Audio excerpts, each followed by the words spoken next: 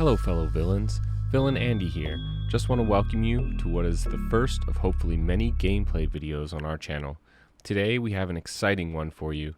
My co-host and fellow Ruby Amethyst player Villain Vince takes on one of our longtime teammates Villain Ron and his Ursula set championship winning Ruby Sapphire deck. Let's jump right on in. So we got game one here. We got Villain Ron versus Villain Vince. We got them both joining us today. How you guys Oh doing? yeah, good. How's it going? Yeah, I think this is Villain Ron's first time on the channel here, but he's a longtime team member. Helps us practice all the time. he is, and he's been doing well in these challenges. And we're gonna see why in these games. A little bit of foreshadowing there, huh, Vince? We got Ron on the red blue and Vince on the Ruby Amethyst. I don't know that Vince has ever played any deck other than Ruby Amethyst, so that should be expected, right? Well, I did play what I like to call the Pepsi deck, the red blue deck in chapter 1 to try to make it work. And it was not ready for prime time, and I don't think it really became ready for prime time. What would you say, Ron? You've been playing this deck for a while until set 3, till Inklings. Yeah, roughly. Because I was playing it during the first for the Bright Star stage. The bomb pop deck was my main. Back when you would just try to ramp and just play a lot of 6 cost people. Yeah. Man, that Now- Gaston. Yeah, now David- So yeah, we're doing the whole shuffle here. So I definitely say that this matchup is a lot more even keeled, maybe even leaning more towards Ruby Amethyst than it for was sure. in set 3, like in Inklings. Oh, This it definitely is, was a hard match for it is Ruby definitely Amethyst. but Ruby Amethyst in the leaning. I would say probably 70-30. With Yeah, even 70% probably going towards Ruby Amethyst. even in this set, Ruby Amethyst is definitely not a friendly matchup for red blue for sure. We're There's getting Andy making an appearance as he's showing us how this all works, because this is our first rodeo. getting our camera angles there. We get a sneak peek at Ron's hand. But yeah, the addition of Brawl, I think, to red blue makes it a little easier. Since you're already running that for the Diablos, as it is, it helps with the Flynn. But a Flynn Sisu Castle line from Vince here would be pretty hard to deal with. We got the Vitalosphere. That's not one you see every day. That's what Yeah, Banish. not your ideal one drop, but Yeah. So we can see here, like, I'm struggling right off the bat by not having a 2-drop. Missing a 1-drop, not that big of a deal, I don't think, in Ruby Amethyst. You're only running 4 in this particular deck, and I think that's what most people are doing. But here, missing that 2-drop, is really a struggle here. And I'm not even sure. We'll see. Do I have the 3-drop here? Looks like I'm about to ink another castle. That would be the second one I'm doing here too.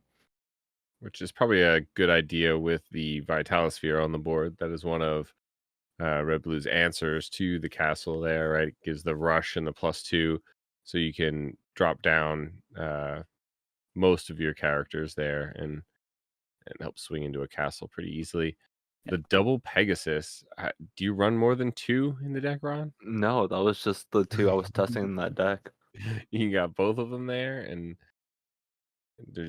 you're going to take the aggressive start here. Right. He is. I mean, Yeah. I had just nothing in my hand. My mulligan, I thought, I'm gonna mulligan well, and that did not. It did not work out for me. The first, I mean, I have some brawls in hand right now, but nothing on his board is brawlable. As Rod brawls my rabbit, which I'm actually okay with because I can draw a card. Yeah, but it's always good to get it off the board as soon Yeah, as say possible with the with the bouncing. Ruby Amethyst, I figure my main target is Flynn and Rabbit, just so I can try to Oh. cut off that draw. See, this is a great example of what I would tell folks to pay attention to board state. So I'm not used to seeing this Pegasus in here, and rather than like reading that card and understanding that it's evasive, I decide I'm gonna play Maui into that, which does nothing. Oof, big oof. Yeah, that was a big oof. I got some board presence for the future. That Hiram, you'll be able to take it out, maybe. No, it's not. I have a different answer, I think, for Hiram. I think I end up playing Brawl here. Yeah, Brawl's the better answer because Yeah, I he's think sure this Brawl is like the best combo. play. Yeah, Yeah. can't let the Hiram stick around.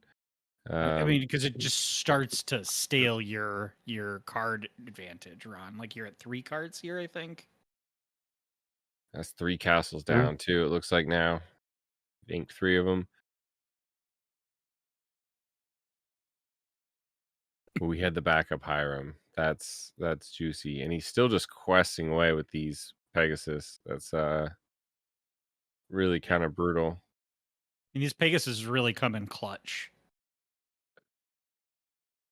They do, but so far from the last like 2 weeks of playing set tourneys, they don't really do much against actual early aggro decks, where the rush character of Queen is very useful to help with the early control. Yeah, But- So have you taken these out of the deck now? Yeah, I have. So I've been using Queen and also teched in back one Scar. Was it set 3? I believe legendary. set 2, wasn't it? I thought it was set 1 or 2 even. It was the 7 cost Here, already I got itself. the card in my deck in hand. Let's find out. But yeah, we see the Medusa Yeah, come set down 2. to get rid of one of the Pegasus. How far I'll go with a Hiram there. Yeah, the Queen is definitely really nice. We in our area seem to have a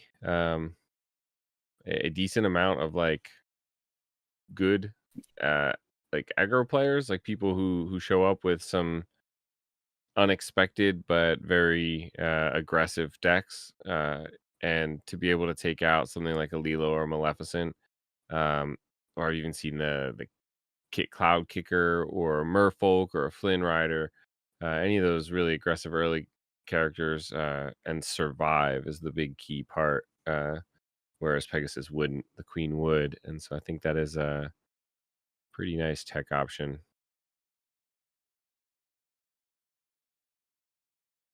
So thanks to Maui, probably because you saw 3 castles go away already.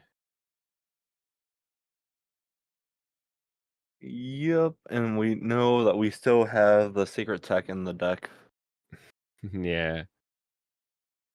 All right, so Maui gets the Hiram. There was no items left for that anyway.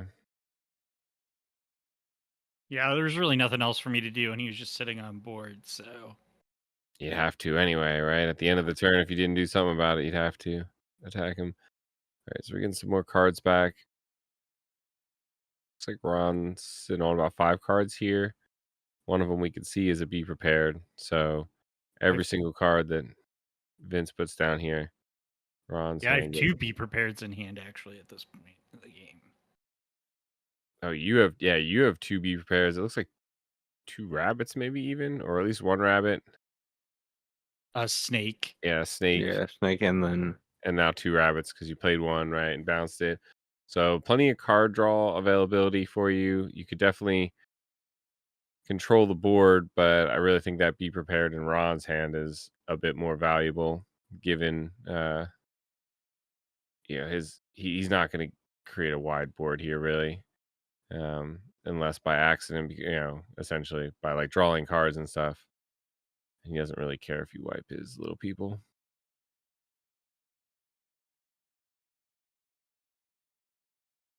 But still not a threatening enough board to wipe.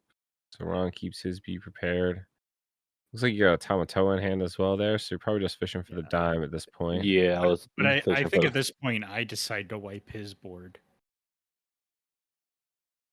Yeah, that's an interesting move. Yeah, I guess you have two in hand.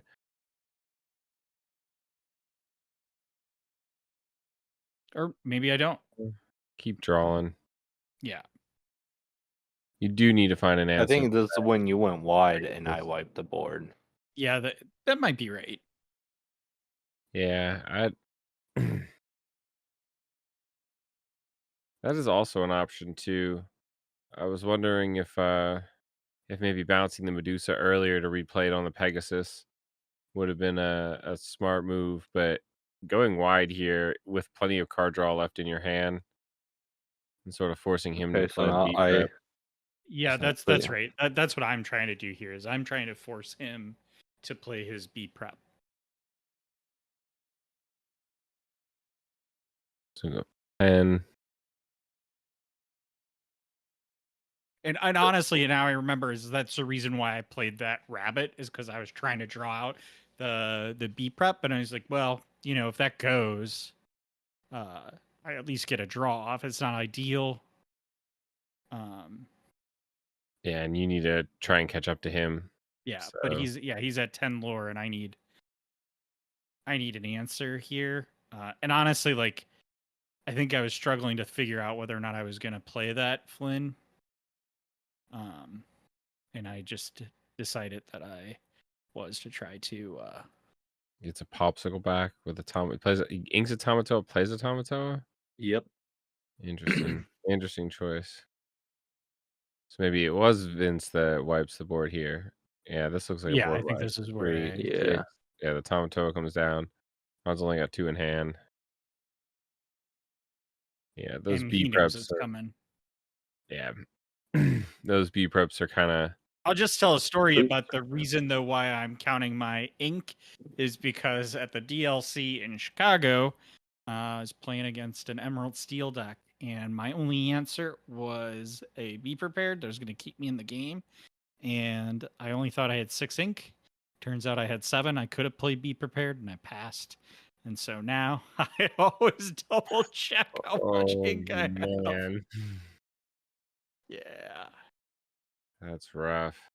I guess it would have it been is. It is. I don't know if that's better or worse than top decking the be prepared, jumping out of your seat and cheering and then realizing you only had 6 ink and nothing else in hand to ink.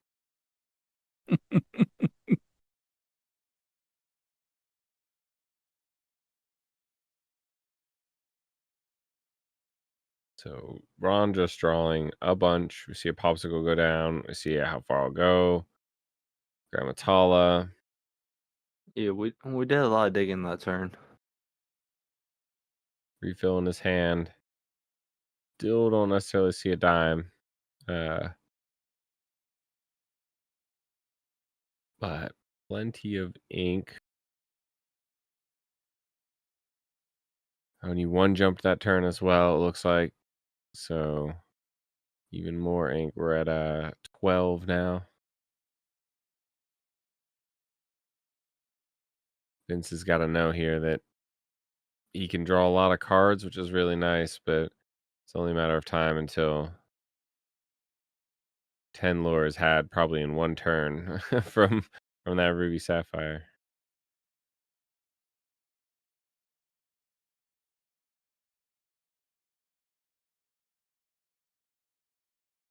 Fishbone and pass. All right. Yeah, at that point I didn't have an answer for Medusa Horde to do anything, so I was just trying to develop my item state.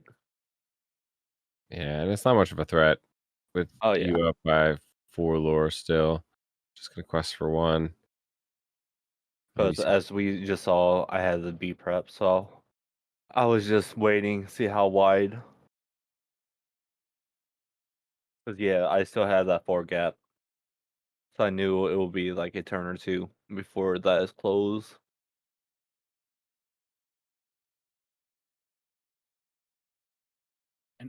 And I think preparing for that, thinking that B prep is coming, that's why I play the castle here. That's pretty good. I Yeah. believe we just top decked something good there.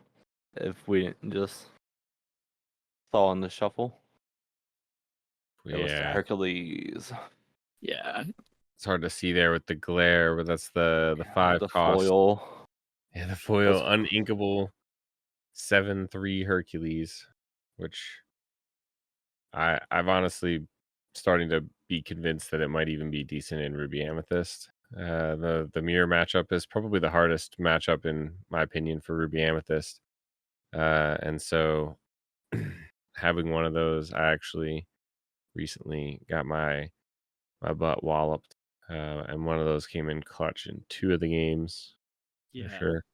And the problem is like because that comes down, like I have to answer it because otherwise it's just a threat that remains on the board.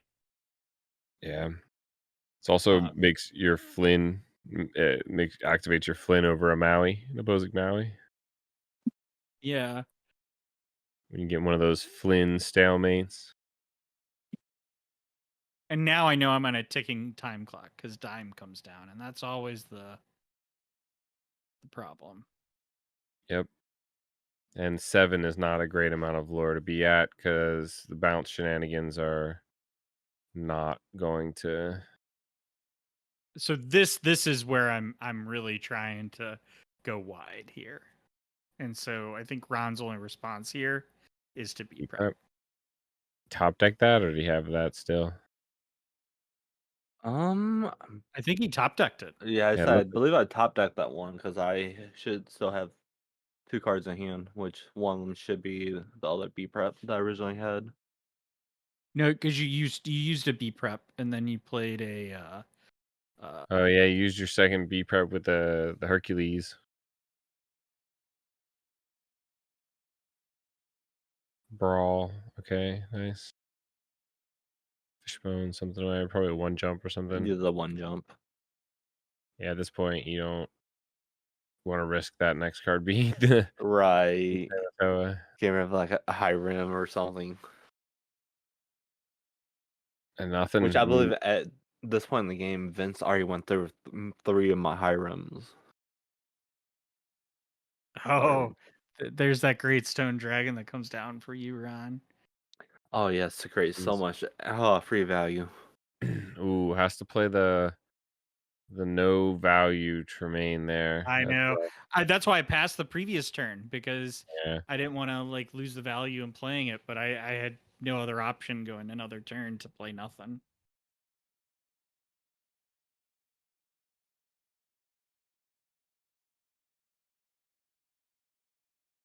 Yeah. That does not feel good. Let me tell you, when you don't have a threat on board. He has just a B prep in hand, and then whatever he grabs. Was it a dragon and a develop? Oh no, it was a Tala. Oh, it was a Hiram. Okay, yeah, that's the choice for sure then.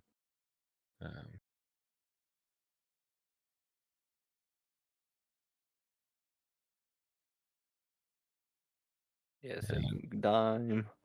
Gotta take advantage now while we have it and all the extra ink. Yep. So he's got just. You've got you played the Vitalis here, so you have what, just a B prep and 1 other card in hand?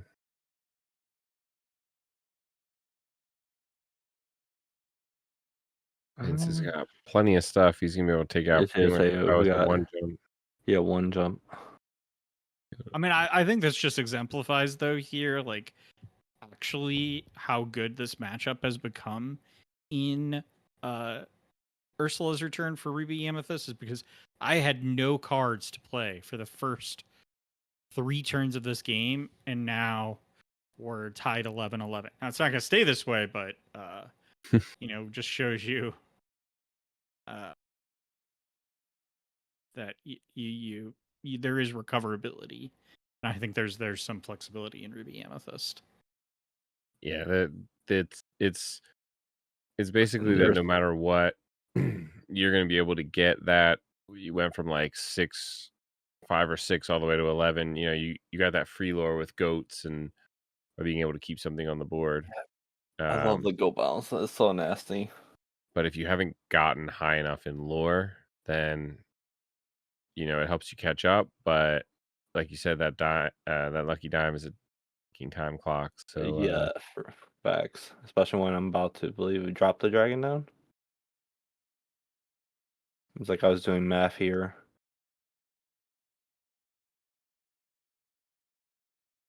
yeah, you've got 2 cards. No, you use the B prep, so you got 2 cards in hand. So that Sisu's small enough to die to the big Sisu. And the dime gets you 3 more to go to 14. Vince tried to steal your lore there, it looks like. No, I was trying to write because I'm so His used to lore, writing my yeah. opponent's lore, and Andy put the Yeah. boards in front of us, and I was like, I can't do this. So yeah, Vince has still got plenty of answers. But the Tamatoa comes down. Tamatoa. And that's it. 1, 2, 3, 4, 5, 6, 7 dimes to go to 21. 14 to 21. Now we go to game 2. What a signing game 1. That Yeah. went back and forth between us. The crazy part about this is I was pretty chill. Ron is sweating in these games. You don't see it on camera here, but he is sweating. Oh these yeah, games. just the matchup just got me so anxious and nervous now. Like I have to hope for the right top deck and everything. And now what I ink is more crucial. I thought we were Because going to sometimes, especially if one jump, what if I one jump to Hercules? Now I gotta start thinking of different ways to try to take out Castle. Castle's really rough. Yes, especially against my deck.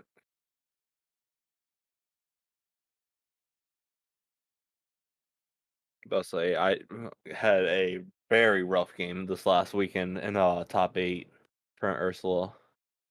But that dime, oh boy. Definitely saved me the day. We see the 1 jump and the popsicle in hand for Ron. So that is Got a spear right there as well, next to the paw. that. I imagine Yeah, we is got ink. Hiram, Family. Maui, yeah, Fishbone. I believe Brains as well. Yeah, that's. I think you had 3 1-drops, the 1 jump. Since you already have the 1 jump, you don't need to develop on turn 1. You can play the popsicle.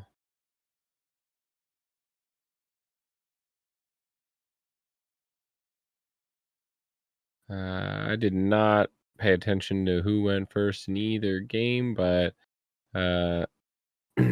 guessing Vince is going first here. Yeah. All right. Yeah. So we put ink a Chernobogs, play a Chernobogs. Pretty standard. Ink decision here. Yeah, the develop is probably the best ink. I agree.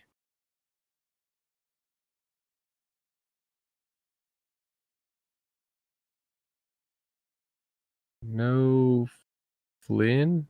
No 2-drop here. Yeah, no Flynn. So we're just looking to ink the Fox, keep the brawl for the Hiram. No threat to that.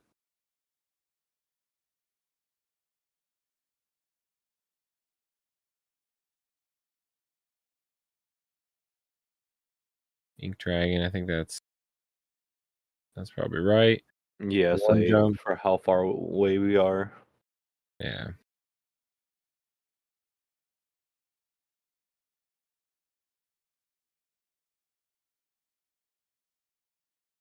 So we get the Sisu, much less of a threat without the Flynn, but it does still quest for 2. Poses a threat. Yeah, I'd have loved to have the Flynn. Inks the Fishbone. Yeah, the Paula, I think it's better developed first. Don't need the Vitalosphere, throw that on the bottom. Keep the B prep for later.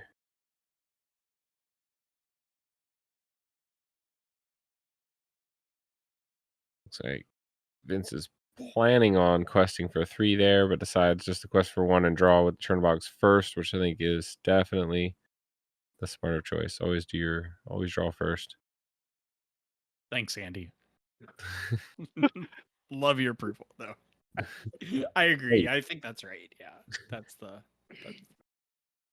And still questing with the Sisu. I would have done that as well. I think we can see a Maui in Ron's hand, but honestly, as the Ruby Amethyst player, even though you don't have any castles in your hand, it looks like having him waste a Maui on a Sisu is really not bad at all.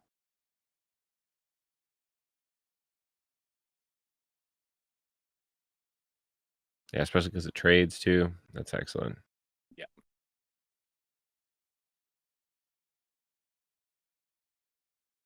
And I think Ron would have rather have played his Hiram here.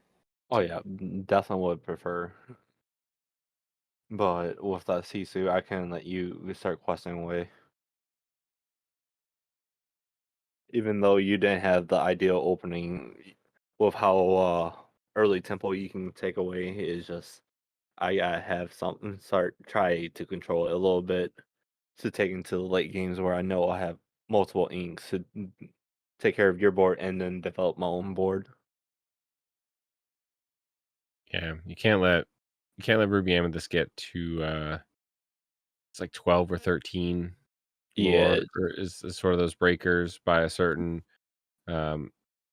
game state for red blue, or else you run the risk of basically losing to the goat bounce without any control from you whatsoever. Yeah, that's right. Of course, I feel like anytime I get that close, I can never find my goats.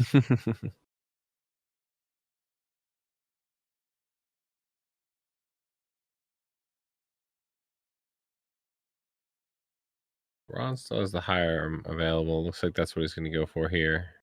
All right. But I think, has Vince kept his brawl this whole time? I would. I don't know if I have a brawl in hand, but I think I have a Medusa in hand. Okay.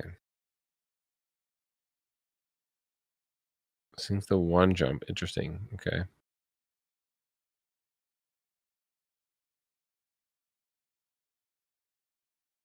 Then I just drew a brawl. I think it looks like you got a brawl in the back left of your hand there. I think it was from the very beginning, and they never played Hiram. So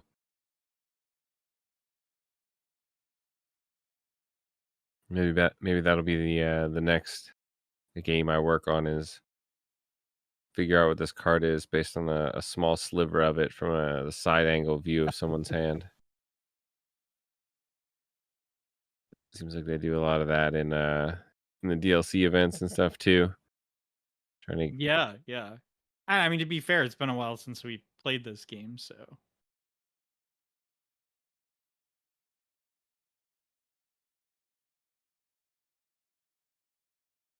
Yeah, we just gotta innovate the game when it comes to card game broadcasting. We'll get there. One step at a time. Get one step at a time. Get slow motion cameras so we can see Ron's cards as he shuffles them through his hand at lightning speed. Just Instant replay. No, I mean, for those that are watching, Andy put these great graphics together, so I think these are a really great setup for our first kind of broadcast. Because honestly, like if you saw this, what we're doing, it looked kind of janky. it certainly looked interesting. Some tripods on some desks and some lights, but yeah, you gotta start with something and go from there. We see the Great Stone Dragon come down. That making his appearance again, especially in this matchup with the amount of back and forth control and the amount of characters both players cycle through, but being able to, yeah, there you go. There's another dragon food into the graveyard. Create more ink. And that I don't know if that was the right move for me. Thinking about Great Stone Dragon, it might have been just better to quest and let him try to trade. Yeah, especially you being ahead, you want to be the aggressor there for sure. I mean, when you say aggressor, you mean like aggressing on lore, not Right. aggressor on like challenging. Right. Yeah. You want to be aggressive towards gaining lore, I outrace. outrace Out of them. that Yeah. gap. I think I'm now creating a board state where basically Ron has to beat prep. And that looks what he does, and that's all his ink. Does he decide to ink something this turn? Uh,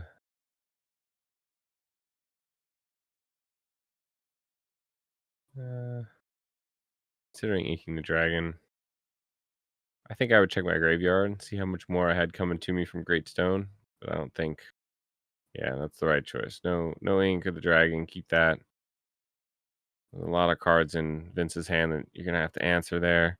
Yeah, so I decided to maintain my hand state.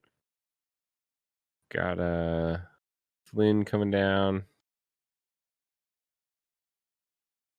Castle. Put Flynn in the castle. All right. Counts up the ink. Looks like maybe 10 ink. So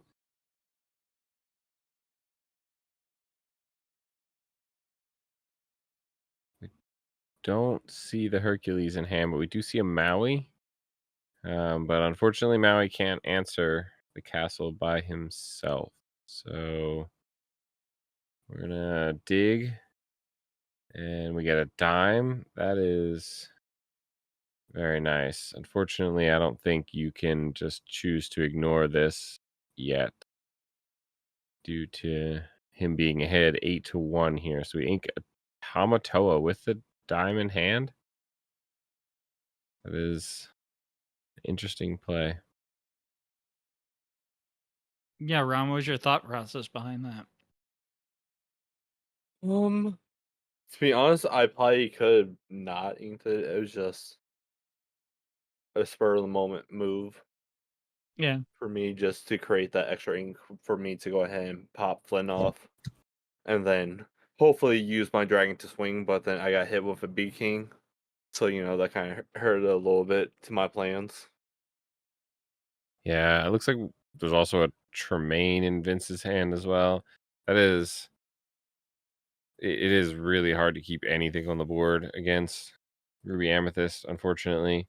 But with that great stone, man, like you said, it's just everything I throw in is ink food. Keep the Medusa, ditch the Brawl with the How Far I'll Go there.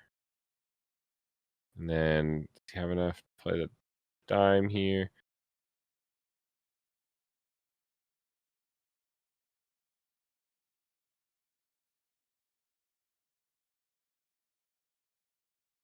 So Medusa the rabbit, and that's good. You try to create body to swing, and then try rushing with Maui as well next turn. But Looks like we're actually at 12 lore there. Need to fix that. But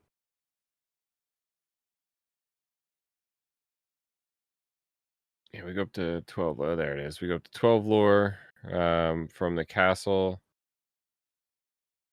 As It's all good. I mean, the DLCs, they can't always get the lore right. right, I so think they're not you're saying that doing they good. do a good job casting. I particularly really like the Fort Worth casting they did this past weekend, but Yeah, I wish I was able to catch it, but with all the tournaments and then how tired I was after playing, yeah, didn't get same catch here. any of it really. I say I got to watch some highlights from other tubers, but Yeah, wish I really. would. Sorry, go ahead. I was just gonna say I wish I would have been able to seen it or Yeah, catch a little bit of it. I'm really curious why Vince you didn't play that Tremaine out of your hand earlier and instead chose to draw several cards there. Because you had to know that castle was gone if you didn't continue to kill his one character, right? yeah, I don't know if I was looking for other answers. I'm not really sure honestly like what my thinking was. I think maybe I just thought that I had more. As it turns out, I'll be wrong in this. That I thought I had more turns here, but Yeah. yeah. I mean, you did. It looks like you do have 2 B preps in your hand there, so you are going to get some probably pretty high value off of these right here, since Ron did the Maui and the Hiram and the Pegasus.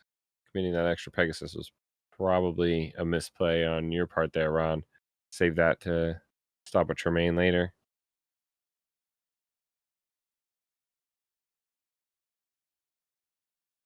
I think my when I played it, I was just trying to catch up that gap, Yeah.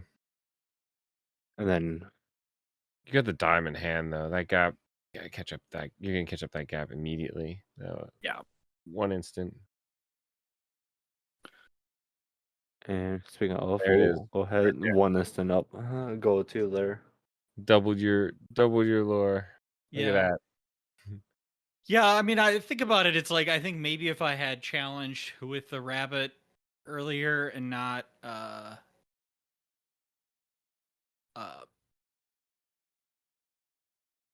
and also done, gotten rid of the Medusa, I would have gotten another 2 lore off of that castle. So I'd be at like 16 lore, which would be, I think, challenging for Ron to have come back from. So yeah, there are definitely some misplays now watching this back that I probably would have maybe played differently on, but Yeah, if I was Ron though, I would it looks like he just found the other dime. Oh, and he found the Hercules. Okay, so yeah, that's really nice. So he gets one that, more to go to 3, but I was about to say that he found another dime, and I think he has a Tamatoa in hand, but his turns are dwindling with a castle and another character on board. Ron trying to sneak in a quest with a non-dry character there. It's all right. Intense game here. yeah, you see me fidgeting over there. Unlike Ron, I don't like shuffle my cards like a madman. All right, so we see Flynn, more draw power with the rabbit and the friends. We also have a Tremaine and 2 B preps in Vince's hand there. That quite a bit of ink here, plenty enough for B prep and the Flynn. He's gonna continue the draw.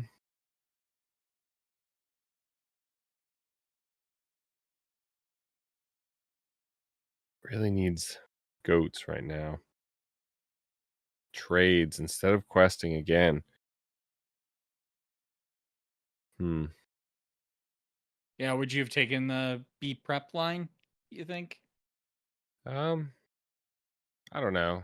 I liked your line there. I don't know about trading that last one for the Hercules though. I like the Medusa on the Tala, but just like before, take the Yeah. lore and force them into you. Yeah, I think that's right.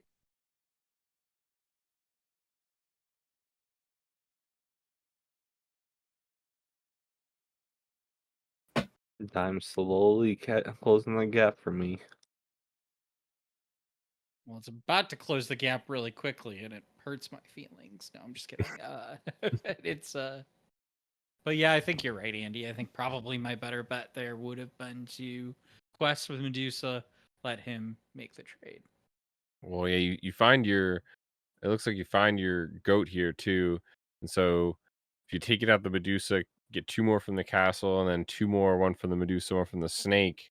You'd be at 17 right now, and that goat coming down would feel really nice. Oh, and the goat. So the Tremaine and the goat essentially forces you would be looking at 18 right here. It'd force a B prep from him, and definitely looks like this could have gone to a game 3, which really I don't know what to say about that. Like he's got the B prep, but Ruby Amethyst is supposed to be favored in this matchup, but Ron's playing really well. Ruby Amethyst doesn't always hit all the cards it needs, as we've seen.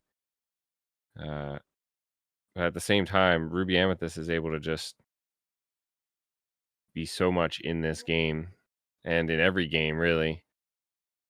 Just a few decisions away from being able to basically make the game unwinnable for the opponent. Oh yeah. So I considered playing Ruby Amethyst during set tourneys quite a few times.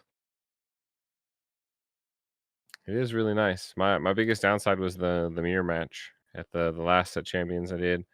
And like I said, I think that Hercules might actually have a place in the list for the mirror match, because it swings quite a bit.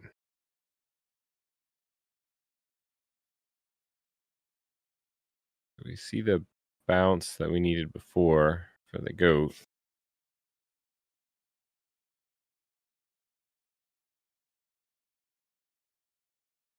B king on the high room, and then just enough to play the Sisu. Big threat. That's good.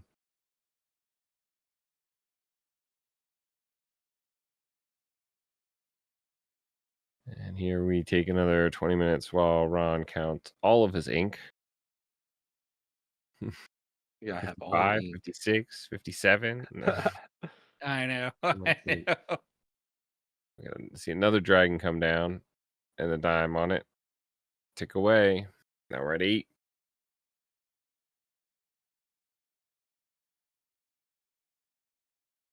And even more ink, Yeah, because that's what he needs. right? Yes, He's we always need the ink. He gets the Greatstone Dragon in this match, even if he doesn't have the dime, right?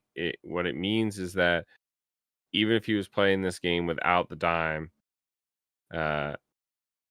he would have the opportunity to play the Tamatoa and the dime in the same turn and essentially instantly win the game, just, the same way. But it doesn't take 2 turns anymore,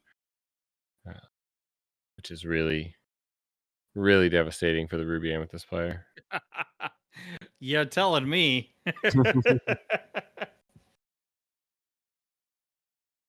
Quite a bit of ink. Yeah, we do. We see the dime and the Tamatoa in hand. 5, 6. Deuces the Flynn. Smart. 3 for the Fishbone. And the dime. No turn, though, which is fine, because next turn we saw the Tamatoa in your hands. So next turn Yeah, and that's one, two, he three, just 4, throws the 5, Tamatoa down next turn, 6 and that's it. for 12. Yeah. The goat. Oh, so you have it go to 17. Oh, and you have enough for the bounce and the goat again to go to 18, 19. Yep. Ron catches you trying to bounce a fox with a goat. Yeah. But all the way up to 19. So, wow, this game could have been completely definitely different right. with any of three little decisions there. Quest versus a challenge, or draw some cards versus continue holding on to your castle. Yeah, I mean, I think the Wow. lesson there, right, from a Ruby Amethyst is to, I like that transition there. The lesson there, right, is I think for Ruby Amethyst, if you're ahead, to just continue being the aggressor. Yeah, I believe that's definitely the right call. Absolutely. Especially against a matchup like red blue here, where you can't control it, right? You can't help the dime. You can't get rid of the dime. You can get rid of every one of its characters, but as you see, every time he plays a character, you're trading back and forth, but each time he's getting more lore with that dime. So it's kind of a helpless battle to go after. So keep trucking forward and try and get to 20 is your plan. Yeah. So I would say, like, I mean, Andy, you've had a lot of experience playing both of these decks, but this is a pretty stock standard deck. This is exactly the same as the deck list that you won a set championship at Game Nite with. So, you know, I've seen other decks that have the what is it, the Peter Pan. There's always the debate about the split. Like, do you think there anything here that can be honed? And Yeah, I did recently look at the Dallas winners list, which was, I believe, void of Tremaines and B Kings in exchange for Big Sisu, some of the one drop brooms, which was kind of interesting. I don't know that I like the broom or the Big Sisu, but it did make me think that maybe there is room to drop a B King or a Tremaine in there, or maybe even a Medusa, honestly. Because I do really want to see like a Hercules in there. I think would be really, really nice. what about you, Ron? I mean, like, I think there's less tech choices to make in Ruby Amethyst.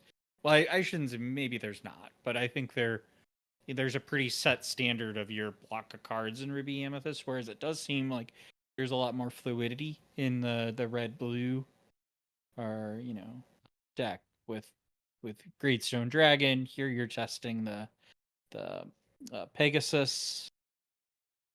So originally, why the Pegasus was teched in was because of Flynn. Because with the red blues, we don't really play anything till we get to like 4 ink, which in an unfortunate game state where we don't see ramp or anything, that could legit mean 4 turns of us just inking and passing. Where if you had a Flynn on board, that's what, 3 or 2 turns that you're about to just essentially farther the gap between the game state. Yeah. Oh, Way too far behind. and the Great Stone is honestly because of the Bucky deck. To help ramp while they're making us discard all of our cards. And half the time we are discarding our uninkables, which, Medusa, Tremaines. Yeah, that is good. I haven't played it as much into the Bucky deck to see its value there, but I think Greatstone, as we've seen here, has huge value in against Ruby Amethyst and in the mirror as well. It'll get Oh you. yes, and the mirrors is phenomenal. It really has great value in all matchups. Now that I think about it, because blue steel as well, you're discarding your whole hand, and again, you want to be able to ramp as fast, if not faster, than your blue steel opponent. Um, the real downside with Great Stone Dragon is that you don't want it early in the game. You want it later in the game. Mm-hmm. And so you definitely don't want 4 of them like you would like a fishbone. But Would I an think exception to that be, though, the Bucky deck? Would you want it on curve on the Bucky deck? it would be less bad on curve in a Bucky against a Bucky deck, but um, it's really hard to commit that to the board on 3, maybe like later.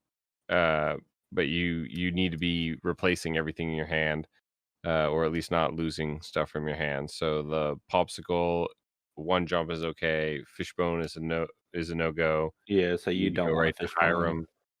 Yeah, go right to Hiram, get 2 cards. Or That Talo. were no, say what I usually do against Bucky will be turn 2, 1 jump, turn 3.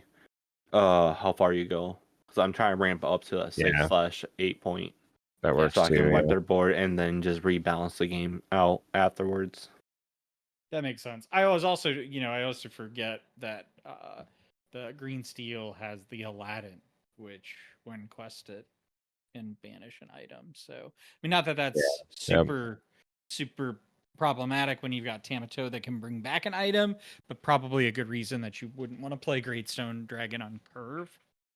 Yeah. Mm-hmm. To And give you them re- an item target. Yeah, you really, really just need to be replacing your hand at all costs. Yeah. And then Ron, I think I saw. So you have the Hercules in there. You just have one or two? I believe in that list that we were playing there, I only had one of. Is that a two of now? You think? I've been debating on opening it to two, because especially most of the times during the set tourneys, I would somehow always end up with Hercules in the beginning, and either I had to make the debate of either ink it and wait and hope I can do like the Biosphere plus Maui or Dragon or someone else to take out a castle, but with it me sometimes inking it that early, I might want to so I can see it. Either way, if I don't see it, I can sing with it. And I do like the how far you go. That is a pretty busted card. Yeah. I I honestly think that if it's not a terrible card to draw into Alfir Mulligan in a lot of matchups as the red blue player, because blue steel, ink it immediate, just fishbone it easy. You need that fishbone anyway. So you ideally have kept it or are looking for it. And then obviously Ruby Amethyst, they have no way to get it out of your hand. So it's kind of like having that brawl that Vince held on to for the Hiram, or you hang on to your brawl for the Diablo or something like that. You just kind of hang on to that Hercules in your hand, and you know that whenever they feel comfortable to play their castle, that you're gonna send them home crying to their mommy. I So believe this last weekend there was multiple times where I chose not to ink it with Fishbone playing as Ruby Amethyst, just knowing that eventually they're gonna play the castle on me, and I would just already have the answer in my hand. yeah, and then in green steel, I mean, it's just an obvious discard. Like they Oh bucky yeah, you, you just throw it away, easy. Or I mean, if for some reason they don't have the bucky or something, it does still work exactly like a Maui would in any other situation. Throw it into a. Um, it actually, now that I think about it, it actually would work against Cinderella. I saw quite a bit of big Cinderella, steel Cinderella at the last set championships. And I think Hercules actually would take it out in one shot, which is interesting because I had to throw a Maui and a Fox into it, which felt really bad. Is that right? Does Cinderella have resist on it? Yeah, it's a resist too. five body resist 2, so it's Um, brutal. yeah, I was just curious because Brendan from Podcana was saying that he would put 2 Hercules in this deck. Yeah, I guess it depends on how much Ruby Amethyst you expect to see. I do feel like there is a ton There of Ruby is so Amethyst out much. there.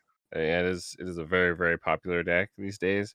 Um, and it's for good reasons, right? I would Oh probably yes, recommend this to people to play in set champions, especially if you have some experience with it. And but even still, it's a very sort of medium of the road kind of deck. You can afford to make some mistakes. You can, um, it doesn't have the hardest of decisions. Doesn't have a lot of those extra ink decisions like a ramping deck would in blue steel or blue red. Uh, Yeah, but I yeah, mean, I think these matches show, like, even though I lost both of these matches, they were still pretty close yes, at they the were end of the very day close games. with several either bad hands to start with or bad decisions made, not being more aggressive. So I think that's a really good point that like this deck is one that if you understand what you're going into and understand the state of play, you can play really, really well. One other card that I'm actually curious about in here is I think I see that you had or I think I saw that you had a Judy Hopps. Yes, one of. yeah, I'm not a fan of that. I don't necessarily think That's the best. It's for fishbone, right? Or not? Fishbone or the dime. Sorry, the dime. So if you're going against like blue steel early, you go ahead just try to get rid of there. If you are on the play, go ahead try. Wait, no, my bad. That's on the draw. I'm thinking. Yeah, on the draw you can knock out. I mean, you can on the play as well in the next turn, right? After they've used it once, depending on what other options you have and stuff. But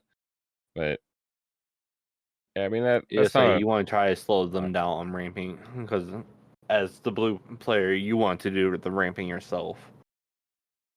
Yeah, and to out-ramp them. I always enjoyed. I thought Little Sisu, the inkable one, was a better option at that slot. It doesn't obviously remove items, but I'm not too worried about that in most matchups with red blue.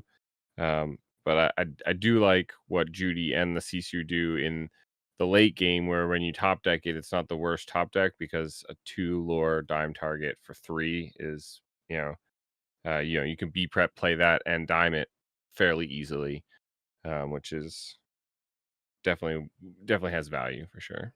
Oh yeah. All right, fellow villains, that concludes our gameplay review. Thank you for joining us. If you enjoyed the video, please be sure to like, subscribe, and ring the bell icon to be notified of future videos. I'm Villain Andy, and remember, the rules of villainy.